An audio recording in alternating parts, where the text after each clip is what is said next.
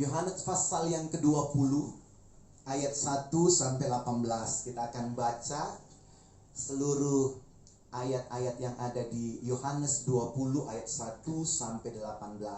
Saya akan bacakan, Anda lihat di Alkitabmu atau di gadgetmu atau di layar daripada handphonemu, karena Cirut akan menampilkan ayat itu ya. Puji Tuhan, cukup banyak. Yohanes 20 ayat 1 sampai 18. Ini cerita tentang kebangkitan Yesus. Pada hari pertama minggu itu, pagi-pagi benar, ketika hari masih gelap, pergilah Maria Magdalena ke kubur itu, dan ia melihat bahwa batu telah diambil dari kubur. Ia berlari-lari mendapatkan Simon Petrus dan murid yang lain yang dikasihi Yesus, dan berkata kepada mereka, Tuhan telah diambil orang dari kuburnya, dan kami tidak tahu di mana ia diletakkan. Maka berangkatlah Petrus dan murid yang lain itu ke kubur. Keduanya berlari bersama-sama, tetapi murid yang lain itu berlari lebih cepat daripada Petrus sehingga lebih dahulu sampai di kubur. Ia menjenguk ke dalam dan melihat kain kafan terletak di tanah, akan tetapi ia tidak masuk ke dalam. Maka datanglah Simon Petrus yang juga menyusul dia dan masuk ke dalam kubur itu. Ia melihat kain kafan terletak di tanah, sedang kain pelu yang tadinya ada di kepala Yesus tidak terletak dekat kain kafan itu, tetapi agak di samping di tempat yang lain dan sudah tergulung. Maka masuklah juga murid yang lain yang lebih dahulu sampai di kubur itu, dan ia melihatnya dan percaya. Sebab selama itu mereka belum mengerti isi kitab suci yang mengatakan bahwa ia harus bangkit dari antara orang mati. Lalu pulanglah kedua murid itu ke rumah. Yesus menampakkan diri kepada Maria Magdalena, tetapi Maria berdiri dekat kubur itu dan menangis. Sambil menangis ia menjenguk ke dalam kubur itu, dan tampaklah olehnya dua orang malaikat berpakaian putih, yang seorang duduk di sebelah kepala dan yang lain di sebelah kaki di tempat mayat Yesus terbaring. Kata malaikat-malaikat itu kepadanya, Ibu, mengapa engkau menangis? Jawab Maria kepada mereka, Tuhanku telah diambil orang, dan aku tidak tahu di mana ia diletakkan. Sesudah berkata demikian, ia menoleh ke belakang dan melihat Yesus berdiri di situ. Tetapi ia tidak tahu bahwa itu adalah Yesus. Kata Yesus kepadanya, Ibu, mengapa engkau menangis? Siapakah yang engkau cari? Maria menyangka orang itu adalah penunggu taman, lalu berkata kepadanya, Tuan, jikalau Tuan yang mengambil dia, katakanlah kepadaku, di mana Tuan meletakkan dia, supaya aku dapat mengambilnya. Kata Yesus kepadanya, Maria. Maria berpaling dan berkata kepadanya dalam bahasa Ibrani, Rabuni, artinya guru.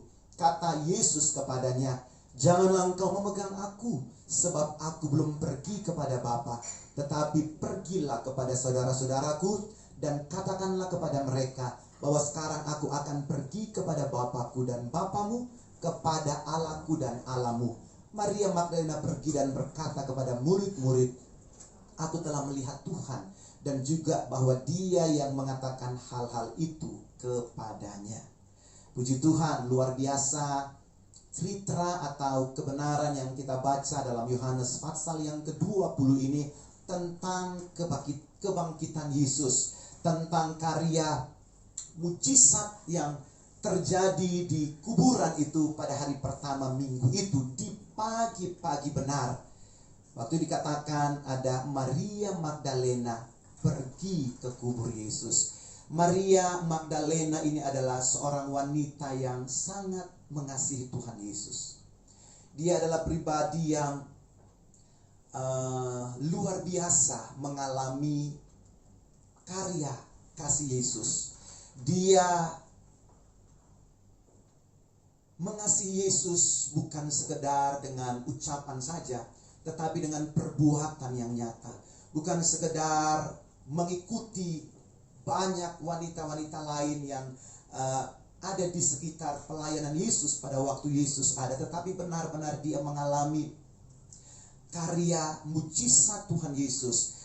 Dan kemudian waktu dia mengalami mujizat itu, Dia kemudian mengiringi Yesus waktu Yesus hidup, melayani Yesus. Kalau kita lihat di dalam Lukas pasal yang ke-8 ayat 1 sampai 3, di sana ada sedikit kutipan tentang Maria Magdalena ini. Saya bacakan. Perempuan-perempuan yang melayani Yesus. Tidak lama sesudah itu Yesus berjalan berkeliling dari kota ke kota dan dari desa ke desa memberitakan Injil Kerajaan Allah. Ke-12 muridnya bersama-sama dengan dia dan juga beberapa orang perempuan yang disembuhkan dari roh-roh jahat atau berbagai penyakit, yaitu Maria yang disebut Magdalena yang telah dibebaskan dari 7 roh jahat, Yohana istri Kusa bendahara Herodes, Susana dan banyak perempuan lain. Perempuan-perempuan ini melayani rombongan itu dengan kekayaan mereka. Jadi kalau kita lihat Maria Magdalena yang tadi muncul di kebangkitan Tuhan Yesus, dia tidak serta-merta kemudian ada. Tapi kalau kita lihat ke belakang, dia adalah seseorang yang ada dalam lingkaran pelayanan Yesus. Jadi dia tadinya orang yang dirasuki 7 roh jahat, kemudian dibebaskan, kemudian dia melayani Yesus dan murid-muridnya. Dengan mereka pergi kemana, mereka menyediakan apa yang dibutuhkan, diperlukan, dan dikatakan ada banyak wanita-wanita yang melayani Yesus, termasuk Maria Magdalena tersebut, Yohana istri Kusa bendahara Herodes, Susana dan banyak perempuan lain. Dikatakan mereka melayani Yesus dengan kekayaan mereka. Makanya Yesus dikatakan waktu disalibkan itu jubahnya kan diperebutkan, dibuang undi oleh prajurit karena terlalu wow, sehingga untuk dirobek atau untuk dibelah itu sangat sayang karena begitu mahal. Rupanya ada perempuan-perempuan yang mensuplai itu, yang memberi hal-hal yang terbaik bagi Yesus dan murid-muridnya yang ada pada waktu itu. Anda melihat jadi mereka all out mengasihi Yesus, tidak hanya mengikuti pelayanan yang melihat mujizat, mengalami mujizat, tapi juga dengan harta benda mereka. Tidak hanya sampai di situ. Kalau Maria Magdalena ini ada lihat dalam kebangkitannya yang sama-sama sudah kita lihat tadi di dalam Yohanes pasal yang ke-20. Saudaraku yang kekasih, bahwa Maria Magdalena dia pergi ke kuburan. Dia mau lihat walaupun sudah menjadi mayat Yesus, tetapi dia ingin sekali tetap menyatakan kasihnya bahkan kepada jasad mayat Yesus yang pada waktu itu dia ingin berbuat kasih. Walaupun kemudian kalau kita baca tadi, kemudian Yesus ternyata pagi-pagi benar Yesus sudah bangkit. Yesus sudah mengalahkan maut, tetapi Yesus masih ada di situ. Tadi sudah kita baca Maria Magdalena ke kubur itu dan ia melihat bahwa batu telah diambil dari kubur. Ia berlari-lari mendapatkan Simon Petrus. Jadi kalau kita mungkin meruntut kisah ini, Maria Magdalena pergi ke kubur, dia lihat kok sudah terguling batu yang menutupi kubur itu. Walaupun hari masih gelap, berani juga ini Maria Magdalena ya. Kemudian dia berlari-lari mendapatkan Simon Petrus dan murid yang lain yang dikasih Yesus, dan berkata, Tuhan telah diambil orang dari kuburnya. Dan kemudian murid-murid tersebut, kalau Anda lihat tadi, langsung berangkat ke kubur.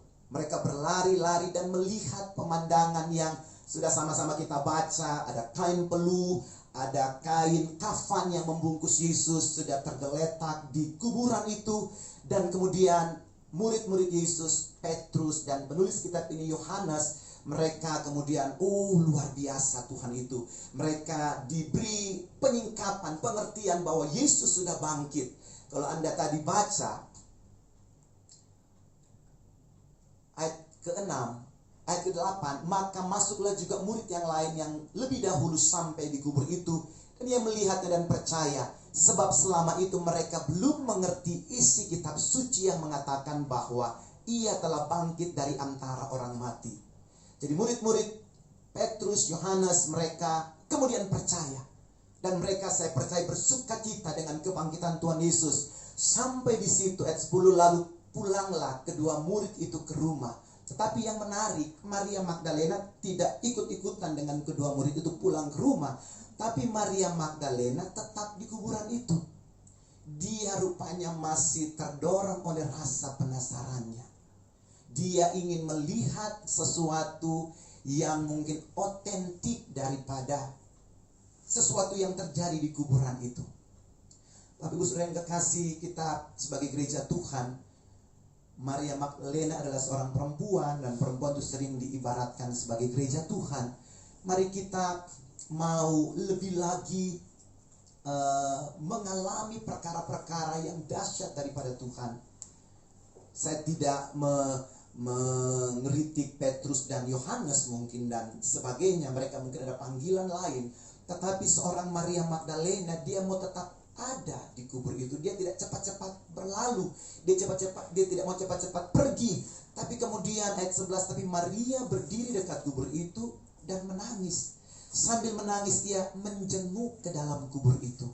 Dan tampaklah olehnya dua orang malaikat berpakaian putih, yang seorang duduk di sebelah kepala dan lain di sebelah kaki di tempat mayat Yesus terbaring. Ketika malaikat-malaikat itu kata malaikat-malaikat itu kepadanya, "Ibu, mengapa engkau menangis?" Jawab Maria kepada mereka, "Tuhanku telah diambil orang, dan aku tidak tahu di mana ia diletakkan." Sesudah berkata demikian, ia menoleh ke belakang dan melihat Yesus berdiri di situ. Tetapi ia tidak tahu bahwa itu adalah Yesus.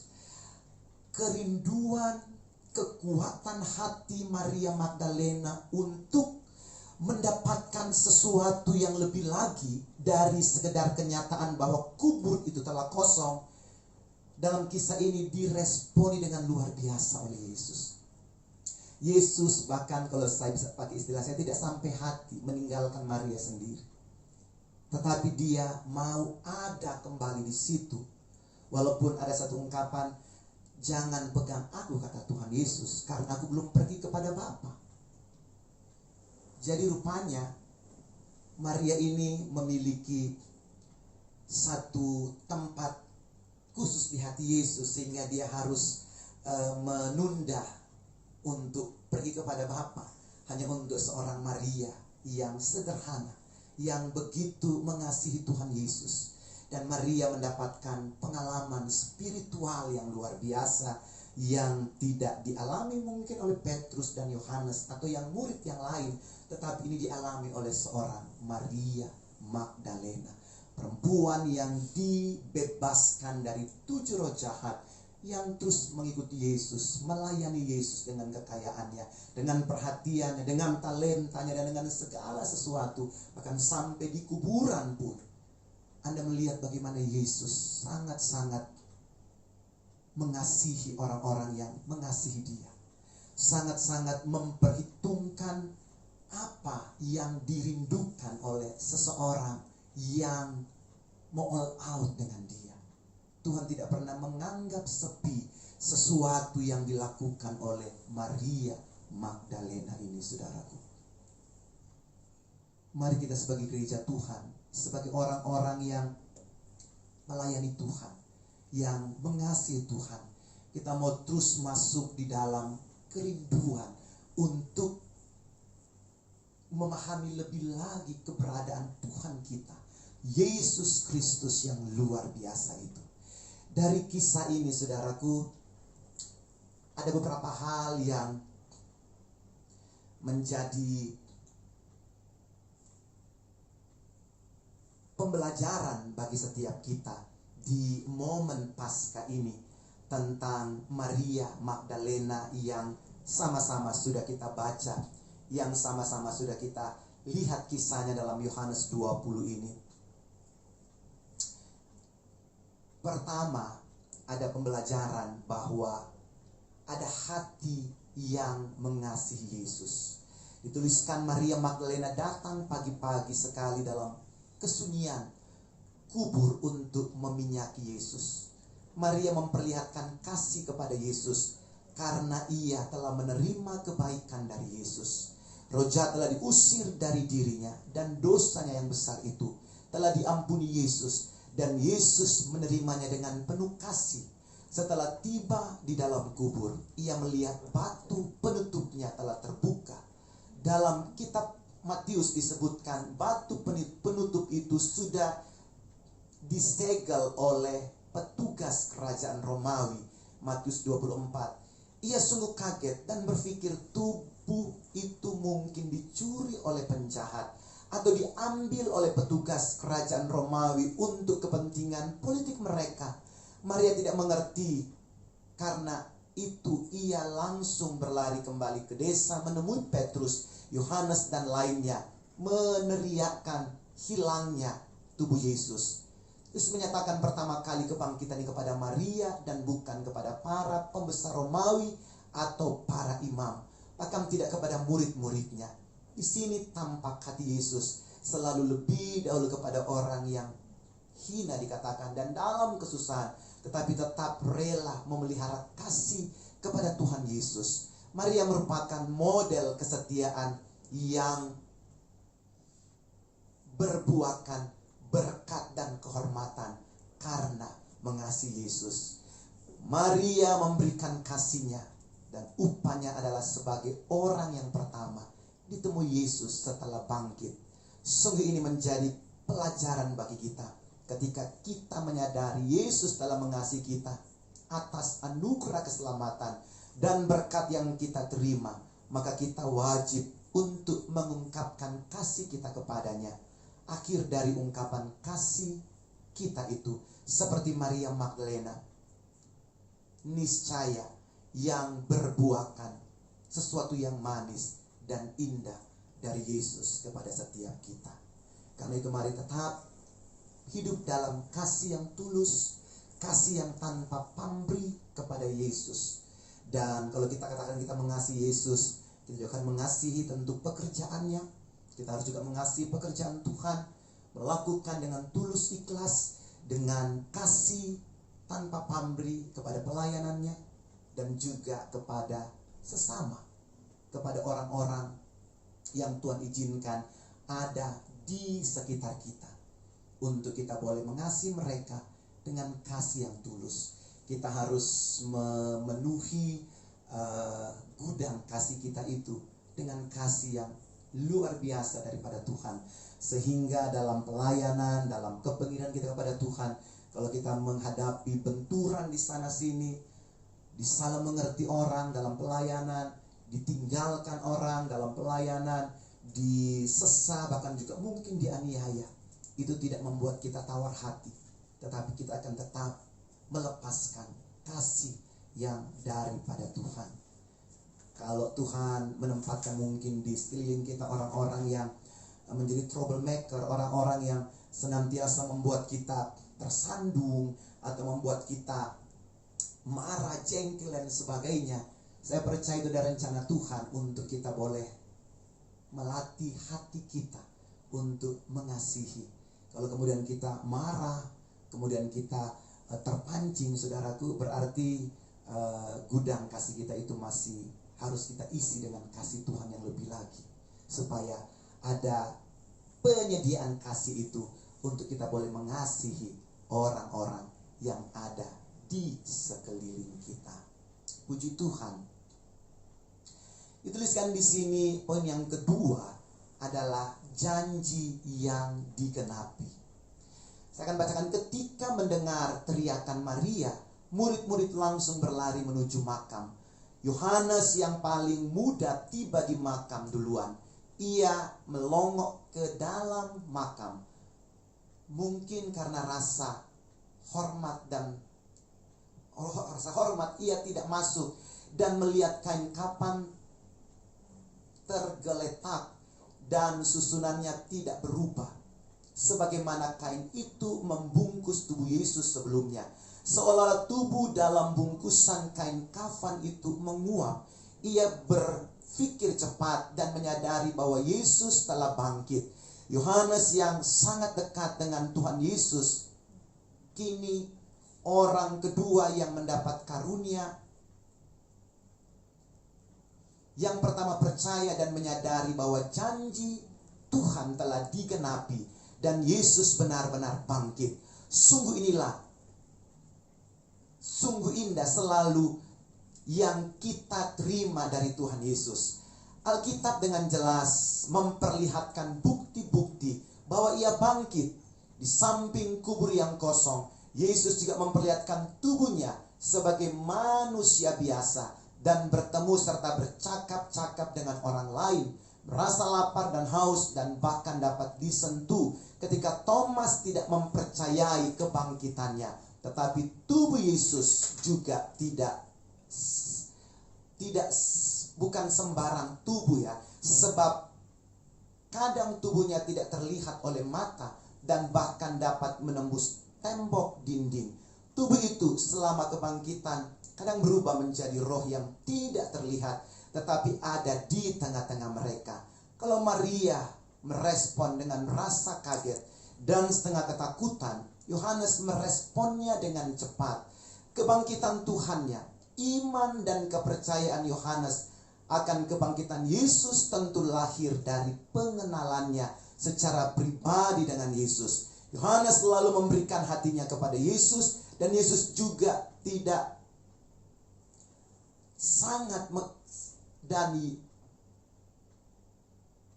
baca lagi, Yohanes selalu memberikan hatinya kepada Yesus, dan Yesus juga, kita tahu, sangat mengasihi Yohanes.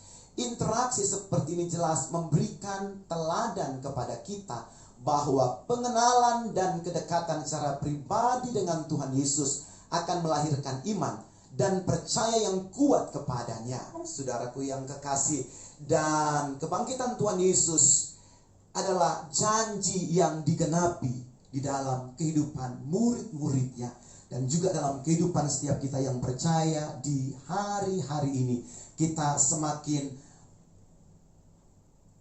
dikuatkan secara iman dan percaya kita kepada Tuhan.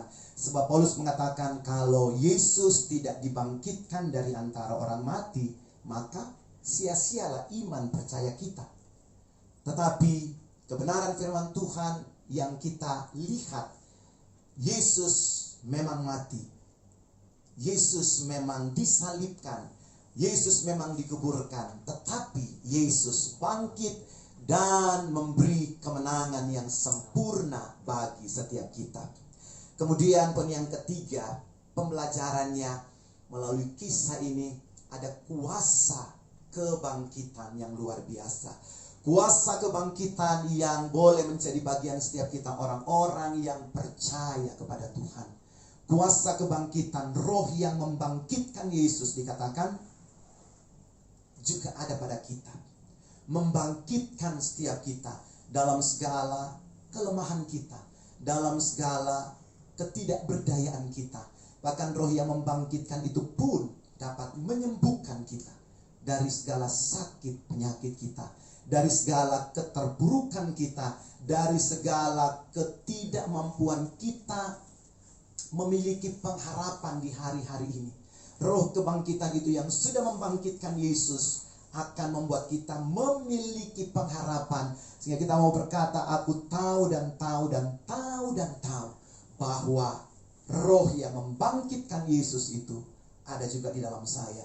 Sehingga di hari-hari yang kita lalui hari-hari ini, kalau ada banyak tantangan, ada banyak hal-hal yang terjadi dalam kehidupan kita yang tidak mengenakan, kita bisa berpegang pada firman Allah bahwa ada roh yang membangkitkan itu menjadi kekuatan bagi setiap kita, menjadi kemenangan bagi setiap kita di hari-hari yang kita lalui, saudaraku yang kekasih. Jadi biar pemahaman yang boleh terus menjadi bagian kehidupan setiap kita tentang Paskah secara sederhana di tahun 2022 ini. Mari kita terus mengasihi Tuhan. Mari kita terus meyakini bahwa firman Allah itu ya dan amin. Janji Allah itu sudah digenapi. Dan kita percaya bahwa ada kuasa kebangkitan, ada kuasa kemenangan, roh yang membangkitkan Yesus juga ada dalam kehidupan setiap kita. Sehingga di hari-hari yang kita lalui, di masa-masa yang saya mau katakan bukan lagi pandemi, tetapi endemi, walaupun juga mungkin masih ada satu dua ketakutan di sana sini, tidak membuat kita terhalang, tetapi membuat kita akan semakin kuat, semakin mampu berkemenangan di dalam Tuhan karena ada kuasa kebangkitan. Kalau Anda mungkin yang mengikuti pasca tahun ini ada kelemahan secara fisik, ada sakit, penyakit, ada sesuatu yang mengganjal, percaya bahwa roh yang membangkitkan Yesus juga ada di dalam engkau dan saya. Dan roh yang dahsyat itu akan menyembuhkan Anda dan saya. Karena karya Yesus, selain dia menyelamatkan kita, selain dia membuktikan kasih yang luar biasa, firman Tuhan katakan oleh bilur-bilurnya engkau dan saya, apa saudaraku, disembuhkan. Disembuhkan dari segala sakit penyakit, dari keterpurukan hidup, dari hal-hal apapun yang Anda katakan. Karena roh yang membangkitkan itu powerful, luar biasa. Dan ini boleh menjadi kekuatan bagi setiap kita untuk melangkah ke depan, untuk melangkah di hari-hari yang masih Tuhan berikan kepada setiap kita. Dalam mengasihi Tuhan, dalam melayani Tuhan pun, kita harus terus berpegang pada roh kudus itu yang membangkitkan Tuhan Yesus. Sehingga pelayanan-pelayanan yang mungkin ada tantangan di sana sini, ada sesuatu yang mengganjal mungkin, tapi kita percaya ada Yesus, ada kuasa kebangkitannya yang memampukan setiap kita. Mari terus kita melangkah dalam percaya kasih Yesus dengan kasih yang tulus ikhlas, sebagaimana kasihnya yang luar biasa. Kalau tadi Pak Beni kasih ilustrasi salib itu, betapa lebarnya tangan Tuhan Yesus terulur bagi Anda dan saya, membuktikan ada kasih yang dahsyat itu. Lebih dari apapun, lebih dari yang kita perlukan, dia akan berikan bagi Anda.